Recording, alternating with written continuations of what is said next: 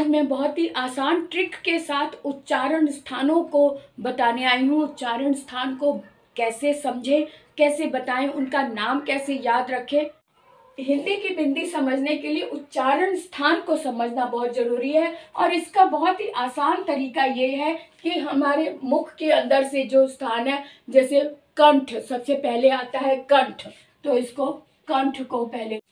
Hello, good morning बच्चों, कैसे हैं आप? बहुत बढ़िया होंगे, बहुत अच्छे से मेहनत भी कर रहे हैं, पढ़ाई कर रहे हैं और मेरे वीडियो की इंतज़ार भी कर रहे हैं। तो इसीलिए मैं समय पर अपना वीडियो लेकर आ रही हूँ।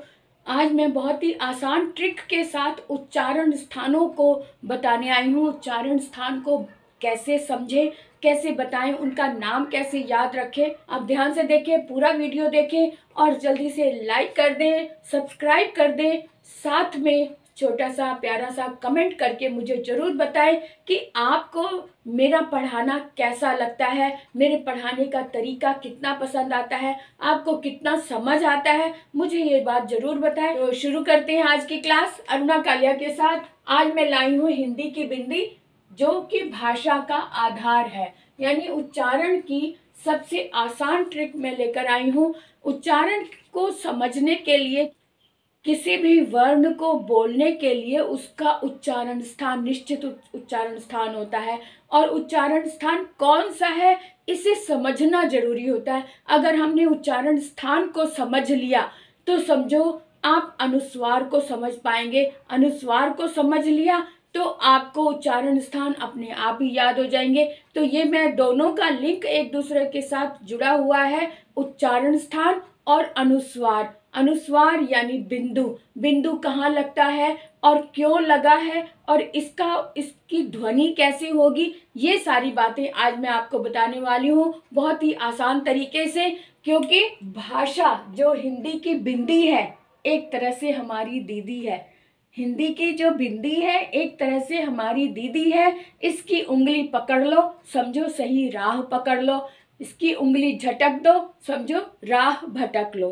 तो हिंदी की बिंदी को अपनी दीदी समझकर उंगली पकड़कर चल पड़ो भाषा की गहराइयों को समझने के लिए।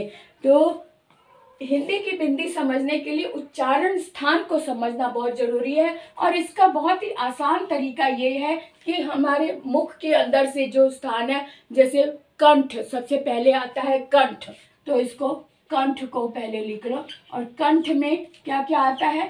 क वर्ग जो है वो कंठ से शुरू होता है। क वर्ग के जितने पांचों हैं वो भी। और दूसरा आता है कंठ के बाद तालु, तो तालु दूसरा स्थान है तालु, और तालु में दूसरा च वर्ग आता है। च वर्ग के सारे वर्ण जो है वो तालु में आते हैं। तीसरा आता है मूर्धा, कंठ तालु मूर्धा। मूर्धा जो है दांत और तालु के बीच में जो स्थान है वो मूर्धा, यानी ट वर्ग। ट वर्ग को हम मूर्धा से बोलते हैं, यानी ट ठ, दांतों को छू नहीं रहा ना ही तालु को। ट ठ ड ढ ण, ये जो है ये मूर्धा उच्चारण है। उसके बाद आते हैं चौथे नंबर पर दंत। दंत का है त थ द ध न, ट वर्ग। ट वर्ग का उच्चारण स्थान है दंत। और पांचवा है ओठ। पांचवा है ओठ, यानी प वर्ग। प वर्ग के पांचों वर्ण ओठ को छूकर निकलते हैं, यानी इसका उच्चारण स्थान है ओठ। तो इसको कैसे याद करेंगे? क वर्ग कंठ, च वर्ग तालु, ट वर्ग मूर्धा, ट वर्ग दंत और प वर्ग ओठ। इनको आप क्रम से याद कर लो तो इनको भी अलग से रटने की जरूरत नहीं पड़ेगी। क वर्ग क ख ग घ ङ कंठ। अब एक चीज और, एक मैजिक बताऊं कि अगर आपने ये समझ लिए कि क वर्ग, च वर्ग, ट वर्ग, ट वर्ग, प वर्ग के उच्चारण स्थान ये हैं, अगर ये उच्चारण स्थान आपने समझ लिए तब जो क वर्ग का, जैसे कंगन, कंगन अगर शब्द ले, कंगन, अगर हम कंगन शब्द लें तो क्या होगा? इसके अनुस्वार को कैसे समझेंगे? बहुत ही आसान तरीका है। जो अनुस्वार के बाद वाला जो वर्ण आया है इसके उच्चारण स्थान को समझ लो। तो अनुस्वार के जो अनुस्वार लगा है, जो बिंदी लगी है, उसका उच्चारण स्थान भी वही होगा जो इसके आगे वाले वर्ण का है। यानी कि क वर्ग से आया है, क ख ग घ, तो ये इसका कंठ जो है वो ङ ये होगा, क्योंकि ग क वर्ग से आया है और क वर्ग का पांचवा वर्ण ये होता है। यानी क ख ग घ और ङ। और अगर हम कहें चंचल, अगर हम शब्द कहें चंचल, तो इसका जो अनुस्वार है यानी इसका जो बिंदु है उसकी साउंड इस पर आधारित होगी जो इसके बाद आया है। और च का तालु स्थान, च का उच्चारण स्थान है तालु, तो इसका मतलब इस बिंदु का उच्चारण स्थान भी तालु होगा, चंचल। तो बड़े आसानी से हम समझ लेते हैं कि ये कैसे है। च, छ, ज, झ और य, पांचवा वर्ण य हो गया। अब मूर्धा ट वर्ग है, तो जैसे टंकार, टंकार नहीं, टंडन, टंडन ले लें अगर हम, तो ये ड आया है, इसके बाद अनुस्वार के बाद ड आया है, तो यानी कि ड का अनुस्वार जो है वो मूर्धा है, क्योंकि ये ट वर्ग से आया है। ट ठ ड ढ ण, है ना, ड इसमें आता है। कैसे?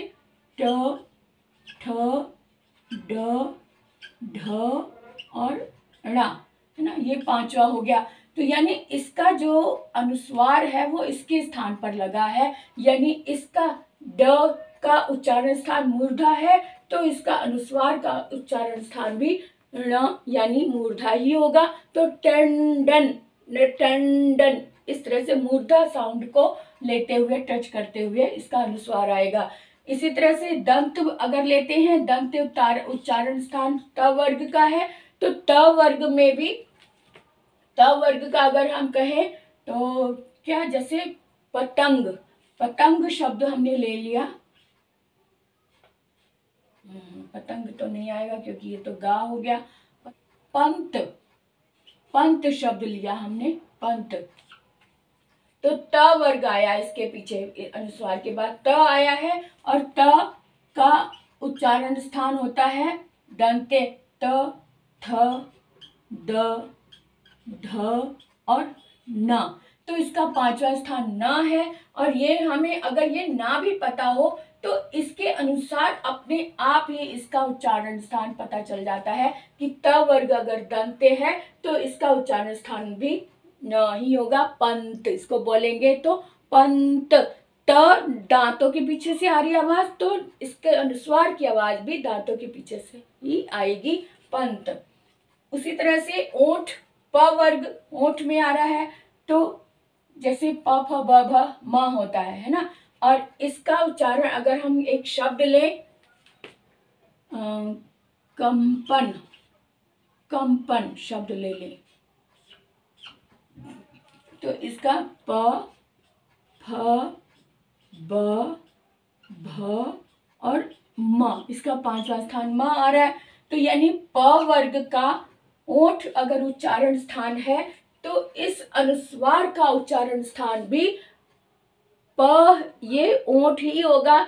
तो हम बोलकर देख ले, कंपन, अपने आप ही म की साउंड आ रही है, क्योंकि पांचवा इसका वर्ण म है, तो अपने आप ही ऑटोमेटिकली म की साउंड आ रही है, क्योंकि ये पांचवा वर्ण है। यहाँ पे पंत में अपने आप ही ऑटोमेटिकली पांचवें वर्ण न की साउंड आ रही है। यहाँ पे टंडन में अपने आप ही ऑटोमेटिकली ण की साउंड आ रही है। यहाँ चंचल में अपने आप ही य की साउंड आ रही है, क्योंकि इसका उच्चारण स्थान तालु है। तो चंचल, च जो है वो तालु से निकल कर आ रहा है, तालु को छूकर आता है, इसलिए चंचल आ गया। इसी तरह से कंगन में ऑटोमेटिकली न की साउंड आ रही है, क्योंकि ये क वर्ग से आया है, क वर्ग का उच्चारण स्थान कंठ होता है, तो इस अनुस्वार की साउंड भी कंठ से आ रही है, कंगन, है ना, कंठ से आ रही है। तो इनको समझना बहुत ही आसान है। इसी क्रम से इसको याद कर लो। कंठ, तालु, मूर्धा, दंत, ओठ। कंठ क वर्ग, तालु च वर्ग, मूर्धा ट वर्ग, दंत त वर्ग, ओठ प वर्ग। इनको समझ लो हमेशा के लिए, इस क्रम को याद कर लो, तो आपको कभी भी उच्चारण स्थान के लिए अलग से बुक्स नहीं खोलनी पड़ेंगी, क्योंकि इसको क्रम से हमने याद कर लिया, क्योंकि इनके वर्गों के नाम भी हमें याद हो गए। अब इसके अतिरिक्त भी अगर कोई शब्द आता है तब वो भी उच्चारण स्थान के साथ ही उसे याद रखा जाएगा। जैसे कि हम शब्द लें संवाद। अगर हमने शब्द लिया संवाद, तो यहाँ पे व इनमें से नहीं है किसी में भी, लेकिन फिर भी हम देख लें, फिर भी इसके अनुसार ही, इसका जो उच्चारण स्थान है उसके अनुसार ही इस अनुस्वार का उच्चारण स्थान होगा। अगर हम कहें संसार, तब भी, अगर हम कहें संपन्न, तब भी इसका उच्चारण स्थान इसके आगे वाले वर्ण के आधार पर होता है, आगे वाले वर्ण के आधार पर। संवाद में व है, व ऊंट से बोला जा रहा है, ऊंट इसका उच्चारण स्थान है, तो संवाद, सम जो अनुस्वार है उसकी साउंड भी ऊंट से टच होकर ही आएगी, संवाद। बिल्कुल आसानी से हम समझ सकते हैं कि व की साउंड इससे आ रही है, तो उच्चारण, तो अनुस्वार की साउंड भी ऐसी आएगी। इसी तरह से संसार, संसार, स दांत के पीछे से आ रही है, स की उसका उच्चारण स्थान दांत है, तो अनुस्वार का उच्चारण स्थान भी दांत ही होगा, तो इसलिए इसकी जो साउंड संसार, न साउंड आ रही है, संसार। संवाद, इसी तरह संपन्न, प ओठ से आ रही है, तो इसलिए इसका उच्चारण भी, इसका जो अनुस्वार है वो भी म की साउंड दे रहा है, संपन्न, संवाद, है ना। इन सभी को समझने के लिए इसके आगे वाले वर्ण को समझना है और वर्ण का उच्चारण स्थान हमें याद रखना है। जो भी उच्चारण स्थान आगे वाले वर्ण का है वही उच्चारण स्थान इस अनुस्वार का है या इस बिंदु का है। क्लियर है ना। बहुत ही आसानी से इसे समझा जा सकता है, बिना संकोच किए, बिना समय गवाए। एक बार इस पर टाइम लगा लो, फिर हमेशा के लिए आप वर्णों से खेल सकते हैं। वर्णों का खेल आपकी समझ में आ सकता है। बस एक बार इसके समझ लो, इस पर समय लगा लो बस। इसके अतिरिक्त भी जो भी शब्द हैं जिसमें अनुस्वार लगा हुआ है, आप उनका अभ्यास करके देखें और मुझे कमेंट में एक शब्द, कम से कम एक शब्द लिख कर बताएं कि अनुस्वार वाला ये शब्द इस तरह से है और इसका अनुस्वार का जो अनुस्वार की जो ध्वनि होगी वो ये होगी। मुझे बताएं ताकि मुझे पता चले कि आपको समझ में आ चुका है। तो मुझे कमेंट में जरूर लिखें कि आपको कितना समझ आया और ये तरीका आपको, ये ट्रिक आपको कितनी समझ आई, कितनी कारगर है, कितनी लाभदायक है, मुझे जरूर बताएं। और अपने साथियों को भी ये वीडियो शेयर करें ताकि अधिक से अधिक बच्चे इसका लाभ उठाएं। तो आज के वीडियो को यहीं विराम देते हैं और आगे बढ़ते हैं अगले वीडियो के लिए। तब तक के लिए बाय बाय।